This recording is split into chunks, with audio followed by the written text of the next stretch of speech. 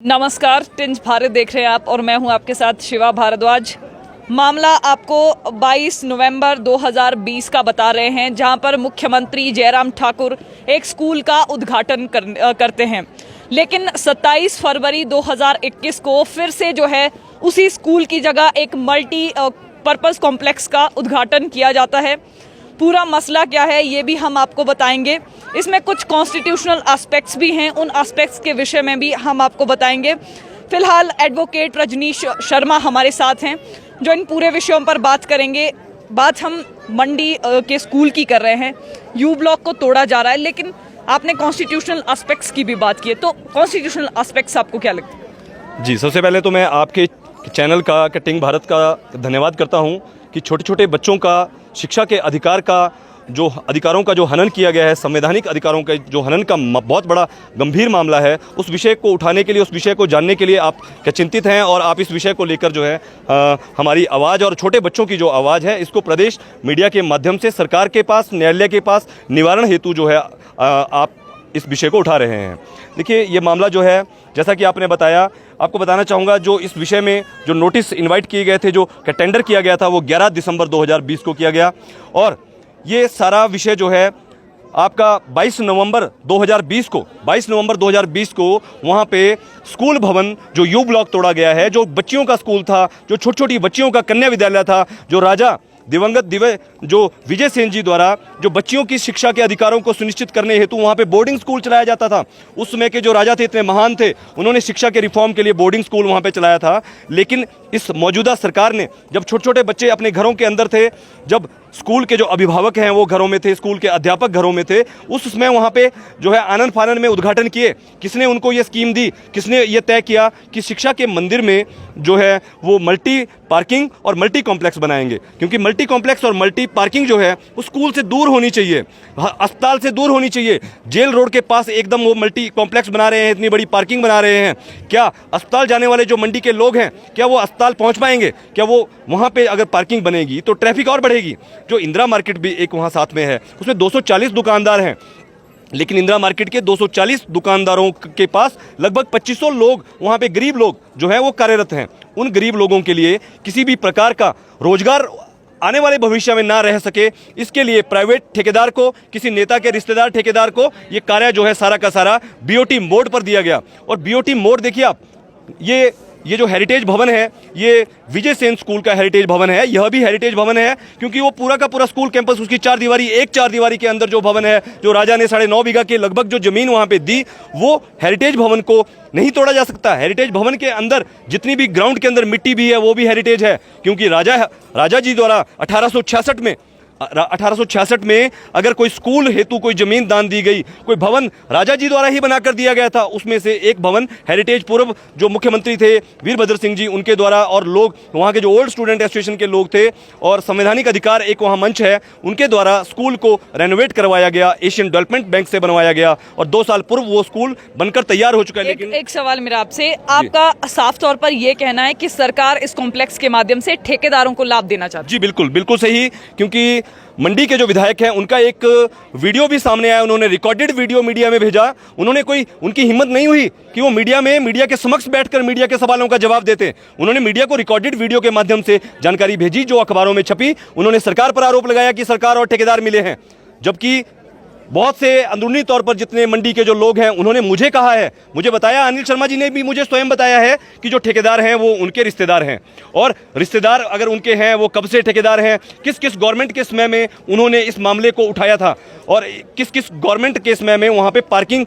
देखिए, लोगों से पता चला है कि जो हेरिटेज भवन अभी हेरिटेज बनाया पिछली सरकार ने, उसको तोड़कर भी अनिल शर्मा जी जो है वहाँ पार्किंग बनाने वाले थे, लेकिन उसको वहाँ के ओल्ड स्टूडेंट एसोसिएशन के लोगों ने नहीं तोड़ने दिया। उन्होंने राजा वीरभद्र सिंह के समक्ष ये विषय उठाया था।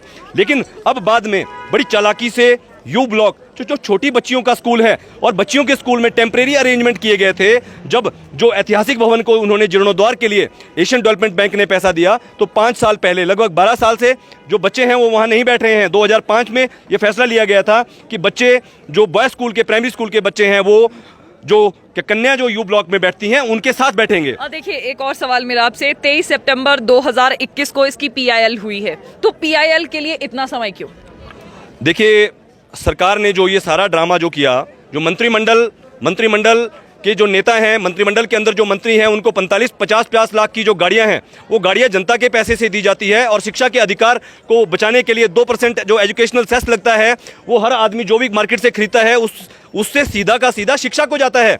शिक्षा क्षेत्र में स्कूल परिसर को वहाँ पार्किंग नहीं बना सकते आप। स्कूल और खेल परिसर में सिर्फ स्कूल ही बनेगा और खेल परिसर में खेल परिसर ही रहेगा। हाँ, सरकार चाहे तो उच्च स्तरीय सुविधाएं दे सकती है, जिस प्रकार उस टाइम जो राजा थे, दिवंगत राजा, उनके द्वारा वहाँ पे बोर्डिंग स्कूल चलाया जाता था। लेकिन ये सरकार को देखिए, जो बच्चे पढ़ रहे हैं, एक सेफ बिल्डिंग को इन्होंने जो है किस प्रकार से तोड़ा। ये जांच का मामला, ये सीबीआई जांच का मामला है। एक और सवाल मेरा आपसे, आपने कहा कि ये जुवेनाइल जस्टिस एक्ट का भी उल्लंघन है, तो जुवेनाइल जस्टिस एक्ट में आपने किन किन चीजों को इंक्लूड किया है? जी बिल्कुल, देखिए आपका बिल्कुल जायज सवाल है। जुवेनाइल जस्टिस एक्ट में जब छोटे बच्चे वहाँ पे छोटे बच्चे, देखिए सर्वोच्च न्यायालय ने सभी नागरिकों को अधिकार दिया है कि अपनी आवाज़, बुनियादी अपनी चीज़ों के लिए, जो अधिकारों के लिए जो आवाज़ है, वो डिसिप्लिन्ड तरीके से, कानूनी तरीके से उठा सकते हैं। तो बच्चों ने जब उनका स्कूल तोड़ा गया, जब स्कूल आकर उनको पता लगा, तो उन्होंने अपनी आवाज़ उठाने के लिए स्कूल के गेट के पास जो है एक पीसफुल प्रोटेस्ट किया। उस पीसफुल प्रोटेस्ट को कुचलने के लिए वहाँ के एसडीएम महोदय स्कूल में पहुँचे, मैं भी वहाँ मौजूद था, वहाँ स्कूल में पहुँचे और उनके साथ लगभग 15 पुलिस वाले और सीआईडी और विजिलेंस के लोग वहाँ पे थे, जो फोटो में सारे के सारे फोटो माननीय उच्च न्यायालय तक और वो सारे सबूत जो है एकत्रित किए गए हैं। लेकिन आपके पास इसका वीडियो है?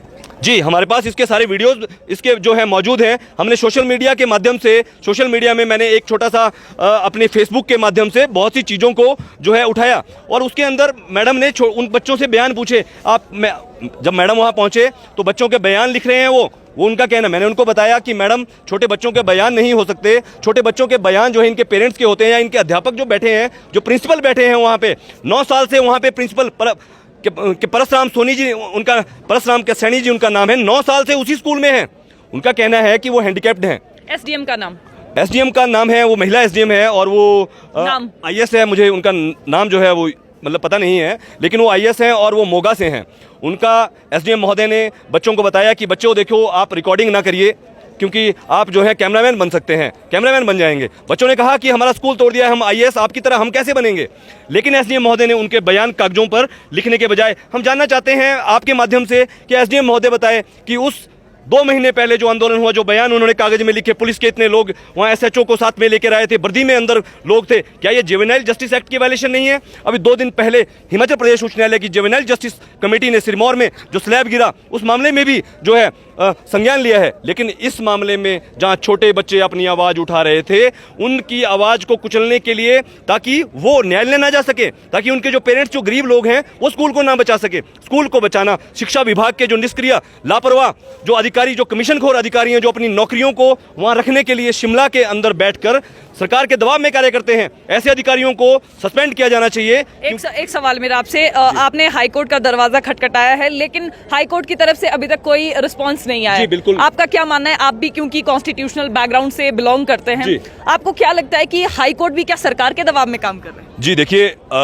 जस्टिस दीपक गुप्ता जी जो रिटायर्ड के जस्टिस हैं, उन्होंने 2 महीने पहले उनका एक मीडिया में स्टेटमेंट आया है और वो बहुत बड़ा, क्योंकि एक्सपीरियंस उनको बहुत, देश के कानून को जिन्होंने सर्वोच्च न्यायालय में रहकर जिन्होंने कानून की रक्षा की है, सुरक्षा की है, उनके द्वारा मीडिया में बयान है कि जो देश की जो कानून व्यवस्था है वो अमीर और ताकतवर लोगों के प्रभाव में आकर कार्य करती है। हम इस बात से बिल्कुल सरोकार रखते हैं और यह बिल्कुल सही बात है उनकी, क्योंकि हिमाचल प्रदेश उच्च न्यायालय के अंदर जिस प्रकार सरकार यहाँ पे गलत चीजें दिखा रही है, न्यायालय को प्रभावित कर रही है, क्योंकि सरकार, देखिए सरकार होती है, सरकार बहुत बड़े स्तर पर सरकार है। छोटे बच्चे क्या आंदोलन करेंगे? छोटे बच्चों को जब तक विपक्षी पार्टियां, सामाजिक लोग, जब तक पूरा प्रदेश जो है समर्थन नहीं करेगा, तब तक हिमाचल प्रदेश के जो बच्चे हैं उनको न्याय नहीं मिल सकता। लेकिन माननीय न्यायालय की जिम्मेदारी बनती है कि 2 महीने पहले 23/9 को जो चीफ जस्टिस थे, उन पूर्व चीफ जस्टिस के द्वारा एक बच्चों के विषय पर एप्लीकेशन के ऊपर चिंता जाहिर की गई। वो बहुत चिंतित थे, उन्होंने तुरंत प्रभाव से स्वतः संज्ञान लिया और सरकार को 2 हफ्ते का समय दिया। लेकिन सरकार को 2 हफ्ते का समय देने के बावजूद अब तक 2 महीने हो गए, ना तो सरकार ने कोई रिप्लाई वहां पे फाइल किया, ना सरकार ने कोई अरेंजमेंट के बारे में कोई लेआउट प्लान मीडिया के माध्यम से लोगों को दिया। एक आखिरी सवाल मेरा आपसे, अगर हाई कोर्ट इस विषय में कोई संज्ञान नहीं लेता, क्या सुप्रीम कोर्ट जाएंगे आप? क्योंकि राइट टू एजुकेशन का भी ये मामला है, 21A की अगर हम बात करें। देखिए, बच्चों ने अभी हिमाचल प्रदेश उच्च न्यायालय में पिटीशन चल रहा है जिसमें ऐसे कोई भी आदेश हैं जो हैं वो सरकार के पक्ष में नहीं हुए हैं। बच्चों को अपने न्यायालय पर पूरा भरोसा है, संविधान के ऊपर भरोसा है और हिमाचल प्रदेश उच्च न्यायालय से हमारी मांग है कि हिमाचल प्रदेश उच्च न्यायालय इस स्कूल को, उस स्कूल को बचाए जिस स्कूल में पंडित श्री सुखराम जी और उस स्कूल में श्री स्वतंत्र Kumar ji chief justice supreme court और भी काफ़ी रिटायर्ड ऐसी हस्तियां, ऐसे स्कूल के मोती जो वहां से निकले हैं, उन मोतियों के वहां पे नाम लगे हैं। अगर इतने बड़े बड़े मोती, अगर इतनी बड़ी बड़ी पोस्टों पे, संवैधानिक पदों पर उस स्कूल से बच्चे पहुंच सकते हैं तो आज क्यों नहीं? आज क्या उच्च स्तरीय सुविधाएं वहां पे उपलब्ध नहीं करवाई जाएंगी? देखिए, जो प्रेफरेंशियल राइट है, इस मामले में प्रेफरेंशियल राइट का सवाल है, पार्किंग भी जनहित का मुद्दा हो सकता है। हाँ, और क्योंकि सरकार भी कह रही है कि जनहित में ये डिसीजन जो है वो लिया है, ऐसा मुख्यमंत्री ने भी कहा था। जी देखिए, हम मुख्यमंत्री महोदय का भी सम्मान करते हैं और संविधान का भी हम सम्मान करते हैं। हम चाहते हैं कि मुख्यमंत्री महोदय भी, शिक्षा मंत्री भी, खेल मंत्री भी संविधान का सम्मान करें, संविधान की प्रस्तावना का सम्मान करें।